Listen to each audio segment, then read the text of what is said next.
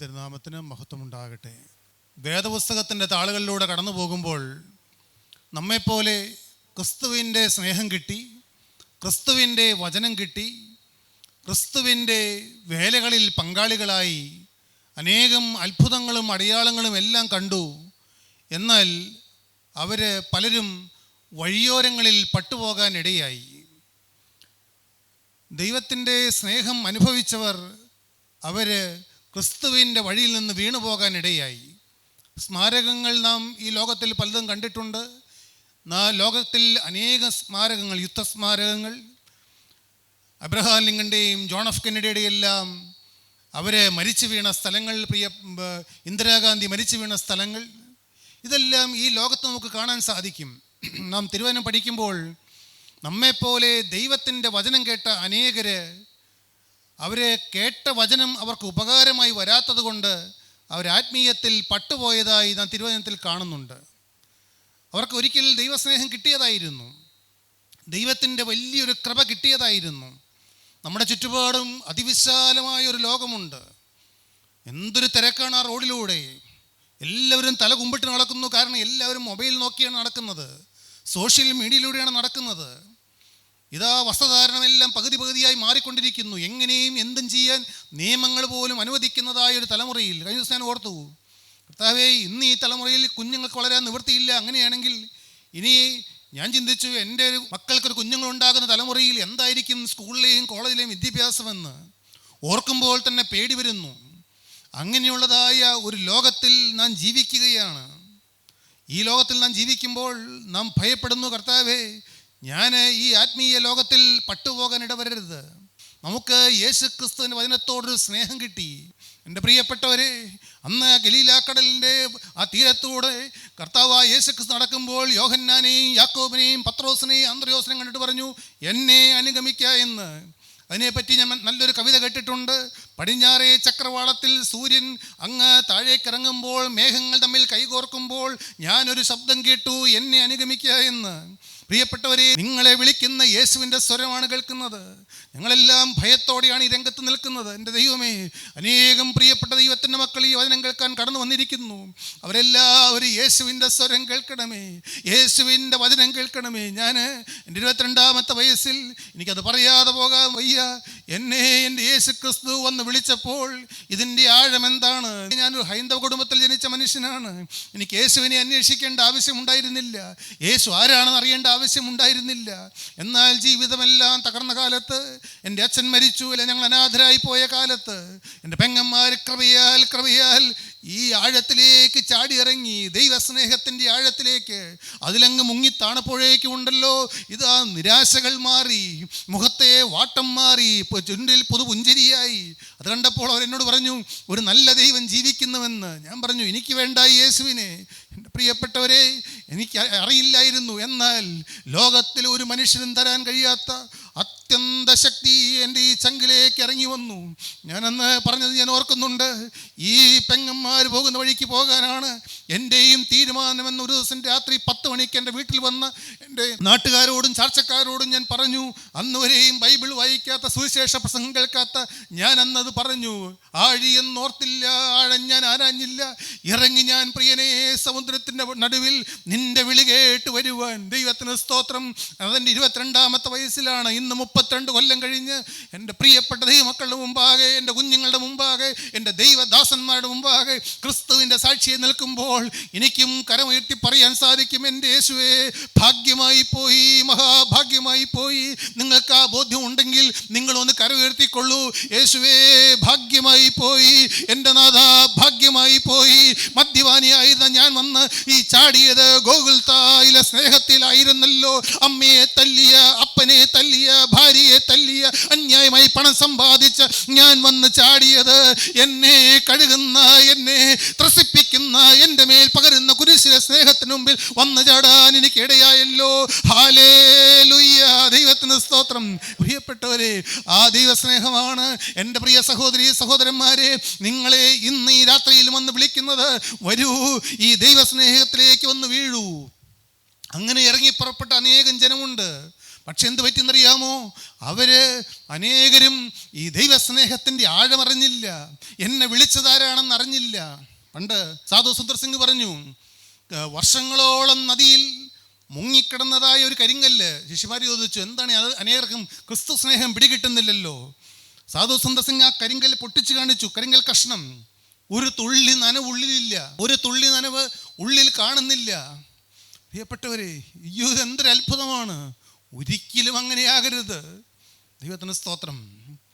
പണ്ട് അപ്പോസ്തലനായ പൗലോസ് പറഞ്ഞു, എല്ലാവരും മിസ്രയീമിൽ നിന്ന് പുറപ്പെട്ടു, എല്ലാവരും മേഘത്തിൻ്റെ കീഴിൽ നടന്നു, എല്ലാവരും ഒരേ ആത്മീയ ആഹാരം കഴിച്ചു, ഒരേ ആത്മീയ പാനീയം കുടിച്ചു.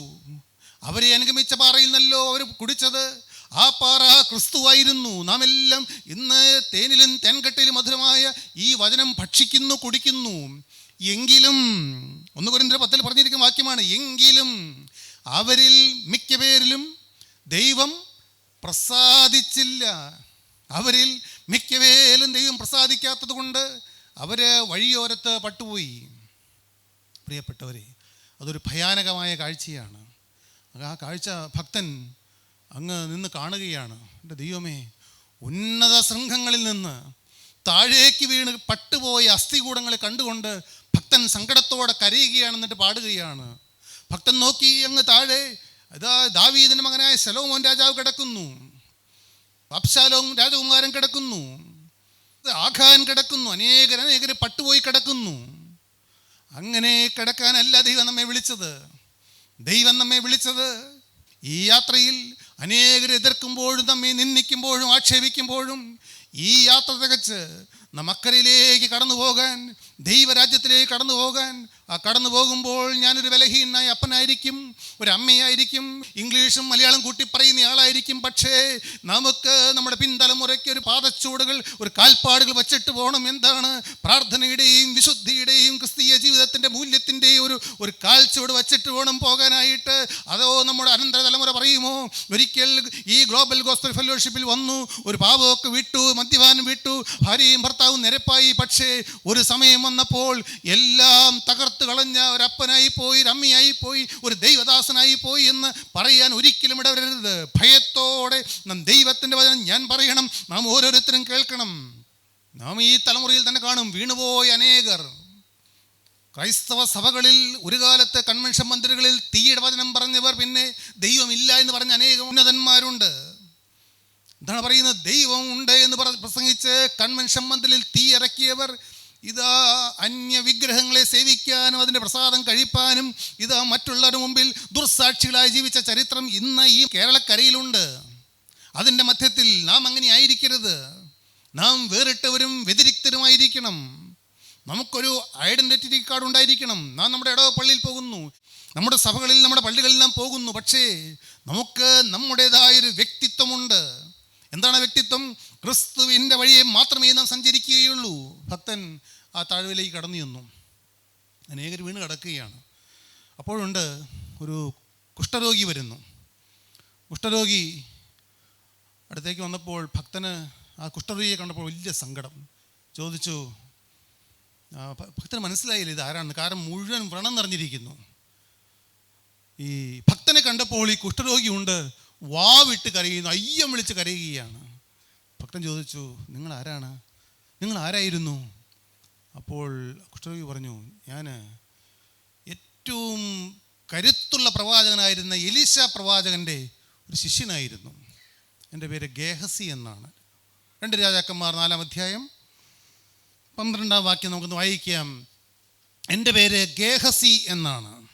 ഗേഹസി ഒരിക്കലും തിരുവചന ചരിത്രത്തിൽ ഒരു വലിയ ഭക്തനായിട്ടൊന്നും അറിയപ്പെട്ടിരുന്ന ആളല്ല. പക്ഷേ വലിയൊരു ആത്മീക പാഠം നമ്മളിത് പഠിപ്പിക്കുന്നുണ്ട്.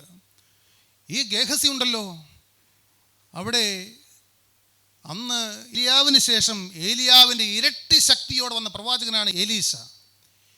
എലീശ ചെയ്യുന്ന അത്ഭുതങ്ങളെല്ലാം ഈ ഗേഹസി കണ്ടതാണ്. ഗേഹസി കണ്ടു, ഒരു പ്രവാചക ശിഷ്യൻ മരിച്ചു കഴിഞ്ഞപ്പോൾ ഭാര്യ വന്ന് പറഞ്ഞു, ഞങ്ങളെ ഒന്ന് കടക്കാർ വന്ന് ഞെരുക്കുന്നു, എന്തെങ്കിലും ചെയ്യണം.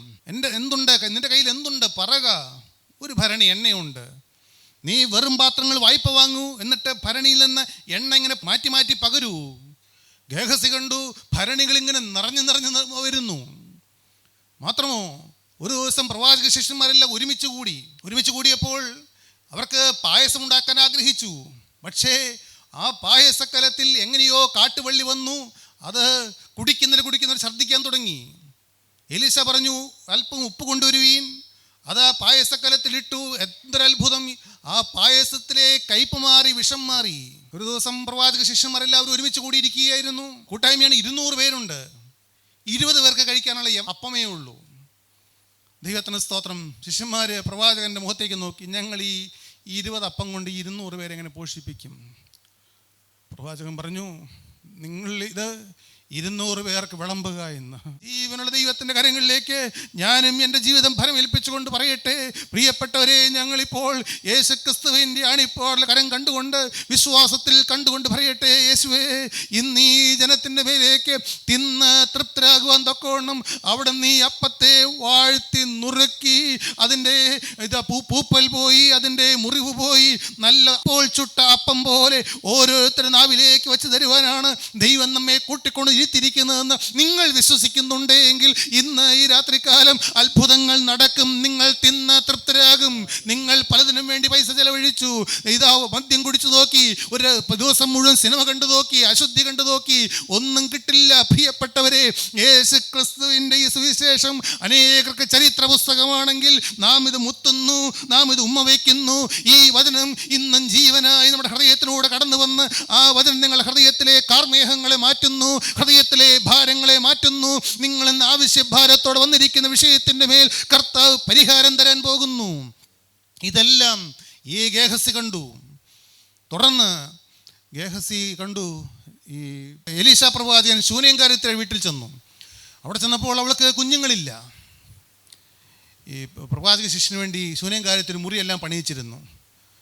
പ്രവാചകൻ ചോദിച്ചു ഗേഹസിയോട്, അവൾക്ക് നമ്മൾ എന്തെങ്കിലും ചെയ്യേണ്ടതുണ്ടോ? ഗേഹസി പെട്ടെന്ന് പറഞ്ഞു, 4:12 വായിക്കാമോ? അവൻ തൻ്റെ ബാല്യക്കാരനായ ഗേഹസിയോട് ശൂനേംകാരത്തിയെ വിളിക്ക എന്ന് പറഞ്ഞു. അവൻ അവളെ വിളിച്ചു. അവൾ അവൻ്റെ മുമ്പിൽ വന്നു നിന്നു. അവൻ അവനോട്, നീ ഇത്ര താല്പര്യത്തോടെയൊക്കെയും ഞങ്ങൾക്ക് വേണ്ടി കരുതിയല്ലോ. ഗേഹസിയോട് പറഞ്ഞു, ഗേഹസി എന്ന് യജമാനോട് പറഞ്ഞിരുന്നു, അവർക്കൊരു കുഞ്ഞില്ല. എലീശ ശൂനേംകാരത്തിയെ വിളിച്ചിട്ട് പറഞ്ഞു, വരുന്ന ആണ്ടിൽ ഞാൻ വരുമ്പോൾ നീ ഒരു കുഞ്ഞിനെ മാറോടണച്ചുകൊള്ളും. ദൈവത്തിന് സ്തോത്രം. ദൈവത്തിൻ്റെ വ്രതൻ്റെ നാവിലൂടെ, ദൈവത്തിൻ്റെ പ്രവാചകൻ്റെ നാവിലൂടെ റീമായി ആ ശൂനേംകാരത്തിക്ക് വേണ്ടുന്നതായ വ്യക്തമായ കൃത്യമായ വചനം വരികയാണ്. വരുന്ന ആണ്ടിൽ ഞാൻ ഈ സമയത്ത് വരുമ്പോൾ നിന്റെ മാറിൽ ഒരു ഓമന കുഞ്ഞുണ്ടായിരിക്കും മകളെ എന്ന് എലീശ പ്രവാചകൻ പറഞ്ഞു. ഒരാണ്ട് കഴിഞ്ഞ് എലീശ പ്രവാചകൻ തിരികെ വരുമ്പോൾ ആ സ്ത്രീയുടെ കയ്യിൽ ഒരു ഓമന കുഞ്ഞുണ്ടായിരുന്നു. എൻ്റെ ദൈവത്തിന് സ്തോത്രം. നിങ്ങളരികിലൂടെ കർത്താവായ യേശു ക്രിസ്തു നിങ്ങളെ വിങ്ങുന്ന ഹൃദയങ്ങളുടെ അടുക്കലൂടെ നിങ്ങൾ രാത്രിയിൽ ഭർത്താവ് ഉറങ്ങിക്കഴിയുമ്പോൾ എഴുന്നേറ്റിരുന്ന് കരയുന്ന ഭാര്യമാർ ഈ വാക്കുകളെ കേൾക്കുന്നുണ്ടോ? എഴുന്നേറ്റിരുന്ന് കരയുന്ന ഭർത്താക്കന്മാർ കേൾക്കുന്നുണ്ടോ? മക്കൾ ഈ വാക്കുകളെ കേൾക്കുന്നുണ്ടോ? പഠിച്ചു, ഒരു ജോലിയായില്ല, അപ്പൻ്റെ അമ്മയുടെ കുത്തുവാക്കുകൾ മടുത്തുപോയ ഒരു വാക്കുകളെ കേൾക്കുന്നുണ്ടോ?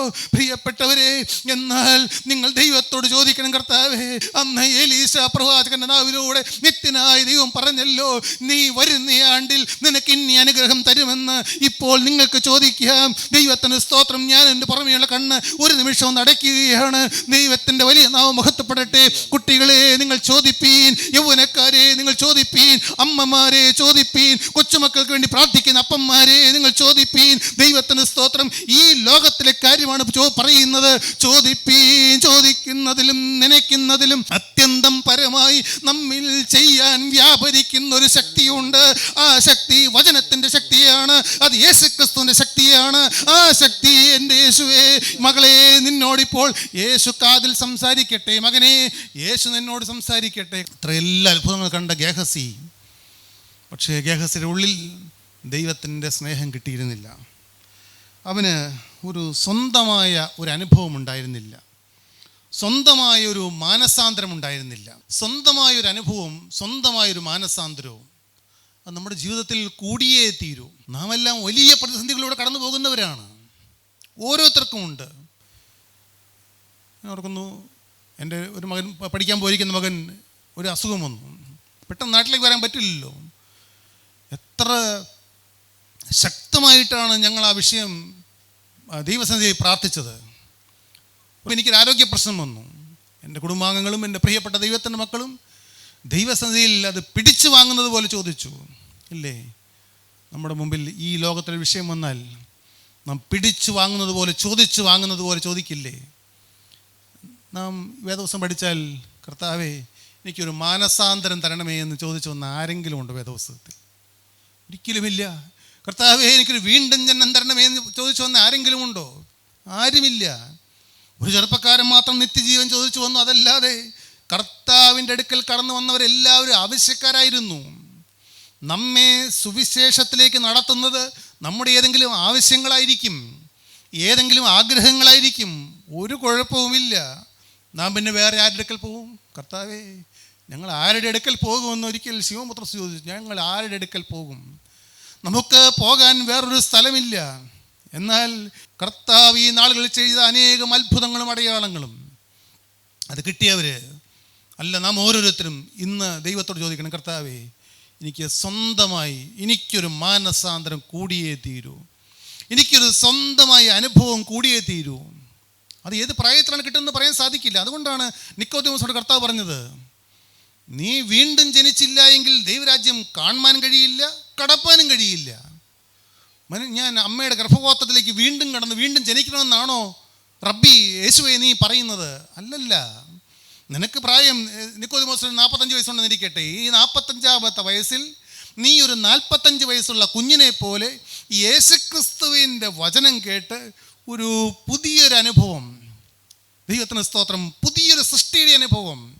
നമ്മുടെ വീട്ടിൽ കൊച്ചു കുഞ്ഞുണ്ടായാൽ അത് പുതിയ ജീവിതം തുടങ്ങുന്നത് പോലെ അത് നാം ദൈവത്തോട് ചോദിക്കണം, മുട്ടിപ്പായി ചോദിക്കണം. കർത്താവേ ഈ ഭൂമിയിലെ ദൈവദാസന്മാർക്ക് എന്തെല്ലാം സംഭവിച്ചാലും, കൂട്ടായ്മകൾക്ക് എന്തെല്ലാം സംഭവിച്ചാലും, കർത്താവേ ഇനി നമുക്ക് ഈ കേരളക്കരയിൽ ഇതുപോലെ ഒരുമിച്ച് കൂടുവാൻ ഉള്ളതായ അനേകം തടസ്സങ്ങൾ വന്നാലും, ഞാൻ ഏകനായി എവിടെയെല്ലാം ആയിരിക്കേണ്ടി വന്നാലും, എൻ്റെ യേശുക്രിസ്തു എന്ന് പറഞ്ഞാൽ എനിക്കൊരു പരമമായ യാഥാർത്ഥ്യമായിരിക്കത്തക്കവണ്ണം യേശു എൻ്റെ അരികിൽ വരുന്നത്, യേശുവിനോട് ഞാൻ പ്രാർത്ഥിക്കുന്നത്, എൻ്റെ പ്രാർത്ഥന യേശു കേൾക്കുന്നത്, എൻ്റെ ഉള്ളിൽ യേശുക്രിസ്തു ദുഃഖിക്കുന്നൊരു കാര്യം വരുമ്പോൾ കർത്താവിന് സ്നേഹം അങ്ങ് മാറിപ്പോകുന്നത്.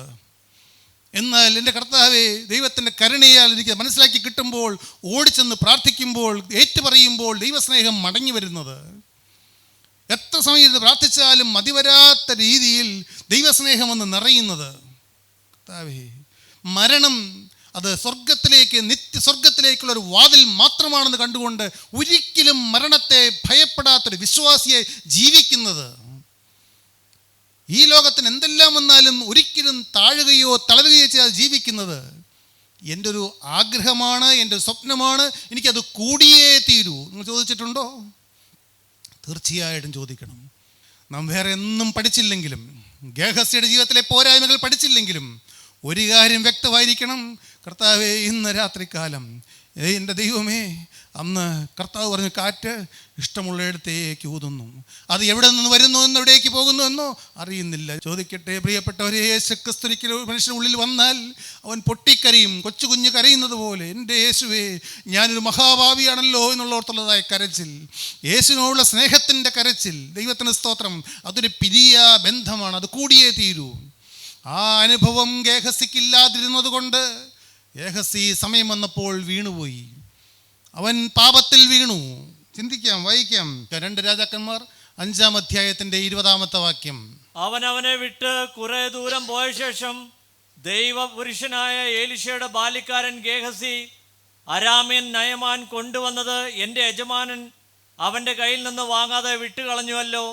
യഹോവയാണ്, ഞാൻ അവൻ്റെ പിന്നാലെ ഓടിച്ചെല്ലും. ഞാൻ ആ നയമാൻ്റെ പിന്നാലെ ഞാൻ ഓടിച്ചെല്ലും. പ്രിയപ്പെട്ടവരെ, ചോദിക്കട്ടെ, നിങ്ങളുടെ ഹൃദയം ഇപ്പോൾ എവിടെയെല്ലാം ഓടിക്കൊണ്ടിരിക്കുന്നു?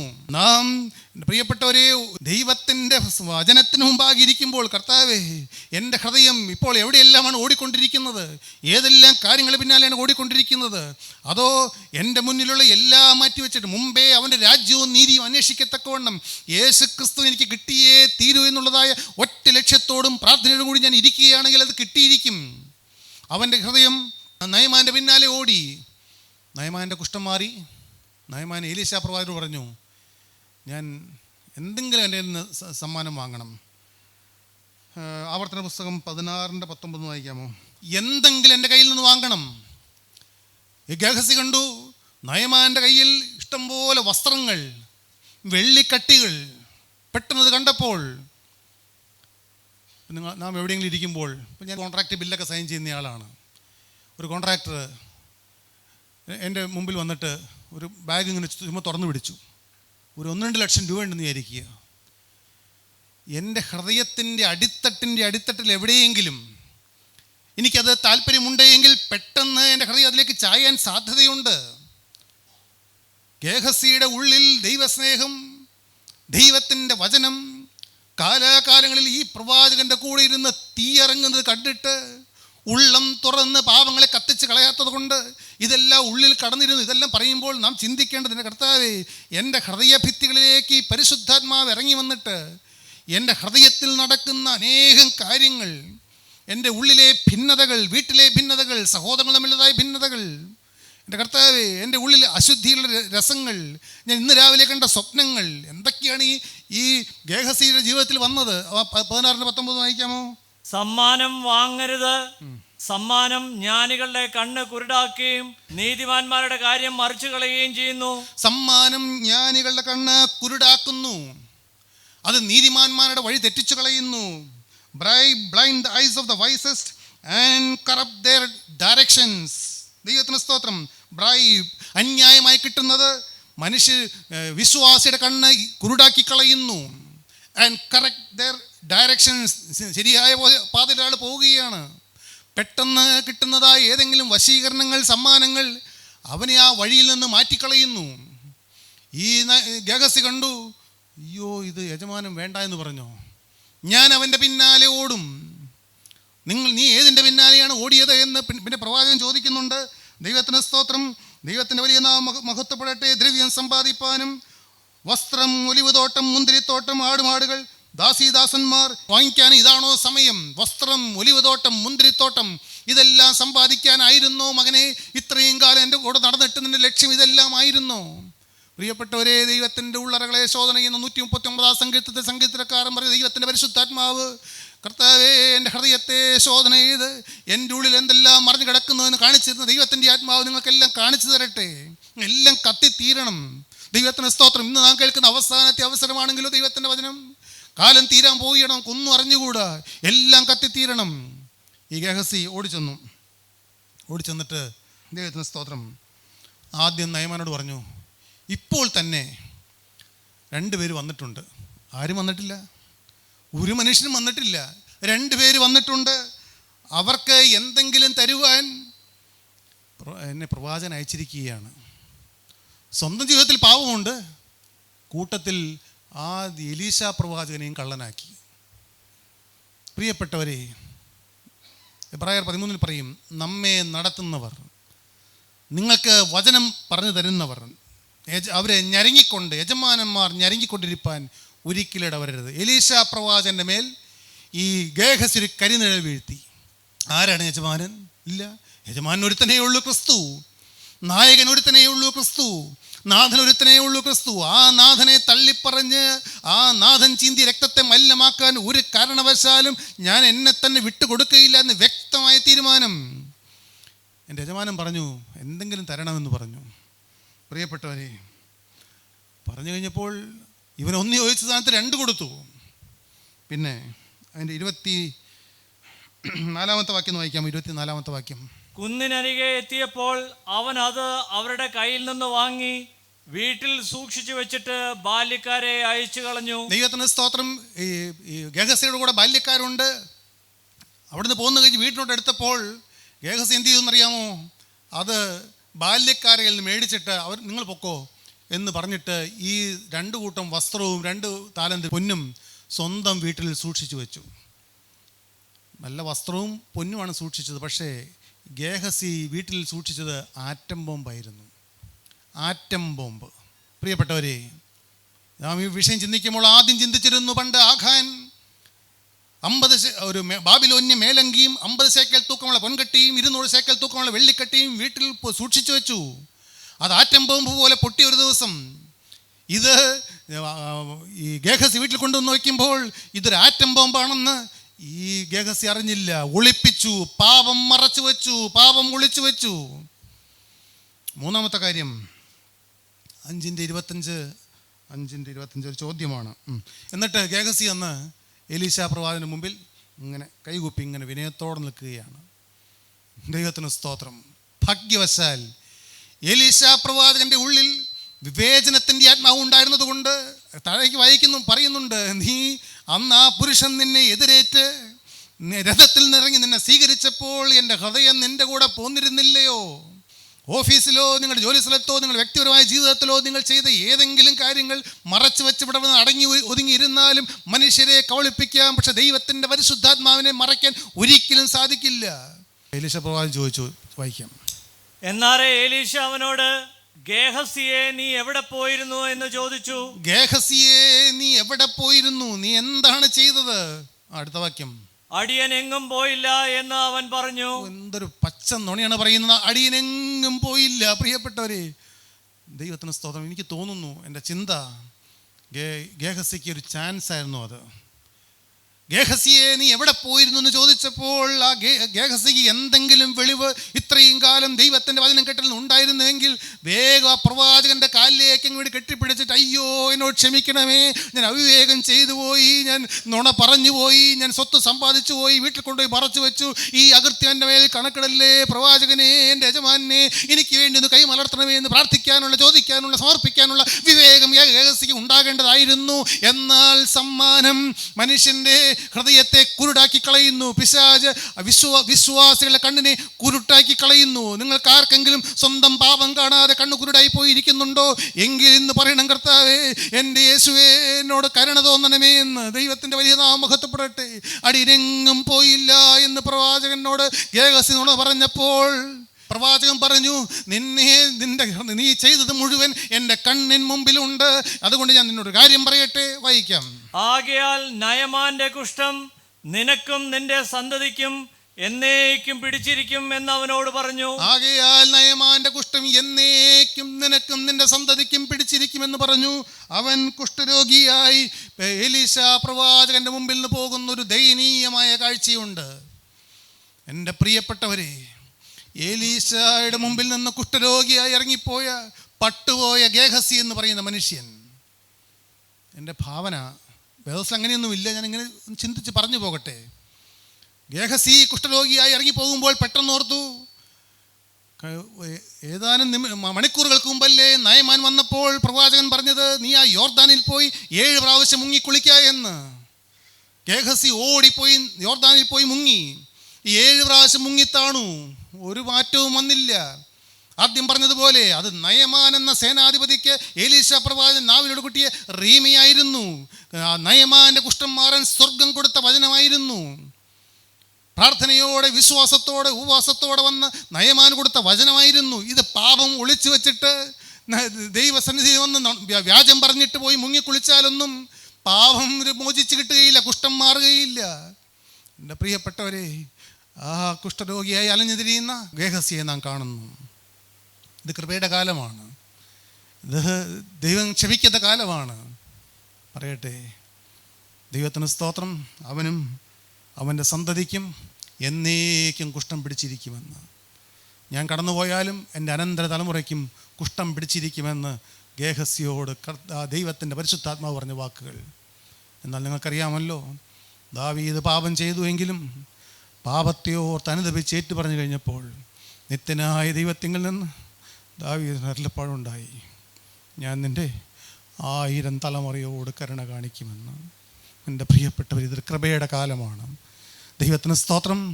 ഇന്ന് അവൻ പോയി യോർദാനിൽ മുങ്ങിക്കുളിച്ചാലൊന്നും കുഷ്ഠം മാറുകയില്ല. പക്ഷേ ഈ കൃപയുടെ കാലത്ത് നമുക്ക് മുങ്ങിക്കുളിക്കാൻ അതിമനോഹരമായൊരു ഉറവ പൊട്ടിപ്പുറപ്പെട്ടിട്ടുണ്ട്. എൻ്റെ കർത്താവേ, ഞങ്ങളുടെ ഉള്ളം വിറയ്ക്കുന്നു, ഞങ്ങളുടെ നാവ് വിറയ്ക്കുന്നു. കർത്താവേ, നിൻ്റെ ക്രൂശിൽ നിന്നൊഴുകുന്ന നീറുറവയും മുങ്ങിക്കുളിക്കാന്നൊക്കെ ഞങ്ങൾ എന്താണ് ഈ പറയുന്നത്? എന്നാൽ കർത്താവ് നമ്മളോട് പറയും, മക്കളെ, നിങ്ങൾ ധൈര്യമായി പറഞ്ഞുകൊള്ളൂ. കാരണം നിന്നെ തേടി, നിങ്ങളെ തേടിയാണ് ഞാൻ ഗോകുൽത്തായിൽ വന്ന് പിടഞ്ഞു മരിച്ചത്. എൻ്റെ ചങ്കിൽ നിന്ന് തിരുരക്തം താഴേക്ക് ഒഴുകി വന്നത്. നിങ്ങൾക്ക് മുങ്ങി മുങ്ങി കുളിച്ച് സകല കറകളും സകല പാപങ്ങളും കഴുകി മേടിച്ച് നിങ്ങൾക്ക് 1000 തലമുറയ്ക്ക് ദയ കിട്ടത്തക്കതക്കമുള്ള വിശ്വാസിയായി മാറാൻ ദൈവം നിങ്ങളെ വിളിക്കുകയാണ്. നമ്മുടെ കണ്ണുകൾ നമുക്ക് അടയ്ക്കാം, നമ്മുടെ തലകൾ നമുക്ക് വടക്കാം. ശുദ്ധിക്കായി നീ യേശു സമീപേ പോയോ? കുളിച്ചോ? കുഞ്ഞാട്ടിൻ രക്തത്തിൽ നീ പൂർണ്ണാശ്രയം ഈ നിമിഷം വെച്ചുവോ? അവൻ്റെ കൃപയ്ക്ക് വേണ്ടി കാത്തിരിക്കുന്നുവോ? എൻ്റെ യേശുവേ, ഇന്ന് ഞാൻ വിടിരിക്കുന്ന അവസ്ഥയിൽ ഞാൻ ഈ ഭൂമിയിൽ നിന്ന് കടന്നുപോയാൽ എൻ്റെ കോപമാകുന്ന, എൻ്റെ അശുദ്ധിയാകുന്ന, സിനിമാ ഭ്രാന്താകുന്ന, അന്യജടമോഹമാകുന്ന ഭ്രാന്ത്, ഈ കുഷ്ഠം, അന്യായമായി സമ്പാദിക്കുന്ന കുഷ്ഠം, എടുത്തിയാട്ടത്തിൻ്റെ കുഷ്ഠം, പകയുടെ കുഷ്ഠം, സംശയരോഗത്തിൻ്റെ കുഷ്ഠം, ഇതെല്ലാം വചനം പറയുന്നതാണ്. കള്ളത്തരത്തിൻ്റെ കുഷ്ഠം, സ്വയംഭോഗത്തിൻ്റെ കുഷ്ഠം, മദ്യപാനത്തിൻ്റെ കുഷ്ഠം, ഇതെല്ലാം എൻ്റെ മക്കൾക്കും മക്കളുടെ മക്കൾക്കും കൊടുത്തേച്ച് പോകാൻ തക്കവണ്ണമുള്ള ഒരു മനുഷ്യനായിട്ടാണ് ഞാൻ ഇവിടെ വന്നിരുന്നത്. എന്നാൽ ഇപ്പോൾ ഞാൻ കുരിശിൻ ചുവട്ടിൽ മുട്ടുകുത്തുന്നു. അവൻ്റെ ചങ്കിലൂടെ ഒഴുകിയ തിരുരക്തം എന്നെ കഴുകാൻ അരികിൽ വന്ന് നിൽക്കുമ്പോൾ ദൈവത്തിൻ്റെ വചനം നമ്മോട് വാക്ക് പറയുന്നു, മകനെ, ദാവീദ് പാപം ചെയ്തു എങ്കിലും പാപത്തെ ഏറ്റുപറഞ്ഞ് ഉപേക്ഷിക്കുന്നവന് കരുണ ലഭിക്കുന്ന കാലമാണ്. ആ കരുണ നിന്റെ മേൽ വന്നാൽ നിന്റെ 1000 തലമുറയ്ക്ക്, ഹല്ലേലൂയ, എൻ്റെ യേശുവേ, എനിക്കത് വേണം. എനിക്കെൻ്റെ തലമുറയ്ക്ക് കുഷ്ഠം കൊടുത്തിട്ട് പോകാൻ പറ്റില്ല. എനിക്ക് അനുഗ്രഹം കൊടുത്തിട്ട് പോകണം. എന്നെ അനുഗ്രഹിക്കണമേ എന്നിപ്പോൾ ആര് യാചിക്കുന്നുണ്ട്? ആര് കരയുന്നുണ്ട്? ആര് ദൈവത്തോട് ചോദിക്കുന്നുണ്ട്? എൻ്റെ യേശുവേ, എന്നെ ഇപ്പോൾ ഒന്ന് അനുഗ്രഹിക്കണമേ എന്ന് പ്രാർത്ഥിക്കുന്നവർ അവര് കരങ്ങളെ ഉയർത്തിക്കൊണ്ട് ദൈവത്തോട് പറയുകയും, എൻ്റെ ദൈവത്തിന് സ്തോത്രം, നിങ്ങൾ പാപത്തോട് യാത്ര പറയുവീൻ. എൻ്റെ യേശുവേ, ഞാനൊരു പാപിയായ മനുഷ്യൻ. നിങ്ങൾ ശബ്ദമെടുത്ത് നിങ്ങളുടെ നാവെടുത്ത് സ്വർഗം കേൾക്കട്ടെ. യേശുവേ, ഞാനൊരു പാപിയായ മനുഷ്യൻ, ഞാൻ പാപത്തിന്റെ കുഷ്ഠമുള്ള മനുഷ്യൻ, എന്റെ സമ്പാദ്യം അഴുക്ക് മാത്രമാണ്. കർത്താവേ, ഞാൻ പട്ടുപോകാൻ സാധ്യതയുള്ള മനുഷ്യനായിട്ടാണ് വന്നത്. എന്നാൽ യേശുവേ, ഇപ്പോൾ എൻ്റെ ജീവിതം നിന്റെ കരങ്ങളിലേക്ക് ഞാൻ വച്ചു തരുന്നു. പ്രിയപ്പെട്ടവരെ, പറയൂ, യേശുവേ, എൻ്റെ ജീവിതം നിന്റെ കരങ്ങളിലേക്ക് ഞാൻ ഇതാ വെച്ചു തരുന്നു. എന്നെ സ്വീകരിക്കണമേ. എന്നെ നിന്റെ പരിശുദ്ധ രക്തത്താൽ കഴുകണമേ. എന്നെ നിന്റെ പരിശുദ്ധ രക്തത്താൽ മുദ്രയിടണമേ. കർത്താവേ, നിന്റെ ഇരുകരവും ഇപ്പോൾ എന്റെ തലവേൽ വെച്ച് എന്നെ അനുഗ്രഹിക്കണമേ എന്നാര് പ്രാർത്ഥിക്കുന്നുണ്ട്. ആ കരം താഴേക്ക് ഇറങ്ങി വന്ന് നമ്മെ തൊടട്ടെ, നമ്മെ കഴുകട്ടെ. യേശു ക്രിസ്തുവിന്റെ കൃപ ഇപ്പോൾ നമ്മുടെ മേൽ വ്യാപരിക്കട്ടെ. യേശുവിന്റെ രക്തം ഗുണകരമായി സംസാരിക്കട്ടെ. ഹല്ലേലൂയ. പ്രിയപ്പെട്ടവരെ, ദൈവത്തിന്റെ സ്നേഹത്തിലാണ് നാം നിൽക്കുന്നത്. ആ കൃപ നമ്മുടെ അരികിലുണ്ട്. നമുക്ക് യേശുവിന് വേണ്ടി വാക്ക് പറഞ്ഞുകൊണ്ട് കരങ്ങൾ താഴ്ത്തിയിടാൻ പ്രാർത്ഥിക്കാം. സ്നേഹം നിറഞ്ഞ ദൈവമേ, കരുണയുള്ള കർത്താവേ, നല്ല രാത്രിക്കായി ഞങ്ങൾ നിന്നെ സ്തുതിക്കുന്നു, ഞങ്ങൾ നിന്നെ മഹത്വപ്പെടുത്തുന്നു. എൻ്റെ ദൈവമേ, എൻ്റെ കർത്താവേ, ഇത്രയും യാഥാർത്ഥ്യവാനായ യേശുവിനെ, ഇന്നും ഞങ്ങളുടെ മധ്യത്തിലൂടെ നടകൊള്ളുന്ന യേശുവിനെ, തപ്പുകൊട്ടുന്ന കന്യകമാരുടെ അകമ്പടിയോടെ, സ്വർഗം ചായ്ച്ച മാലാഖമാരുടെ അകമ്പടിയോടെ ഇറങ്ങി വന്ന് ഞങ്ങളെ തൊട്ടു നിൽക്കുന്ന ഞങ്ങളുടെ യേശുവേ, കർത്താവേ, ലോകത്തിൻ്റെ ഏത് ഭാഗത്തിരുന്ന് ഈ ശുശ്രൂഷയിൽ പങ്കെടുക്കുന്ന ഒരു അരിയിലേക്കും കടന്നു വന്നിരിക്കുന്ന യേശുവേ, ഞങ്ങൾ അവിടുത്തെ ഞങ്ങൾ ഒരിക്കൽ കൂടി പറയുന്നു. എൻ്റെ കർത്താവേ, ഇപ്പോൾ അവിടുന്ന് ഓരോരുത്തരും പറഞ്ഞത് കേട്ടുവല്ലോ, അവരുടെ ആഗ്രഹങ്ങൾ കേട്ടുവല്ലോ, പ്രാർത്ഥനാ വിഷയങ്ങൾ കേട്ടുവല്ലോ. എല്ലാം സ്വർഗഭണ്ഡാരം തുറന്നു കൊടുക്കണമേ എന്ന് എളിമയോടെ നിങ്ങൾ പ്രാർത്ഥിക്കുന്നു. ഇനി ഞങ്ങൾ കൂടി കാണും വരെയും അവിടുത്തെ കൃപയിൽ ഞങ്ങളെ പരിപാലിക്കണമേ. എല്ലാ മഹത്വത്തോടെ മാത്രം എടുക്കണമേ. എല്ലാം ഞങ്ങൾക്ക് വേണ്ടി ജീവൻ തന്ന യേശുക്രിസ്തുവിന്റെ പരിശുദ്ധമായ നാമത്തിൽ തന്നെ ആമേൻ. സ്തോത്രം, സ്തോത്രം.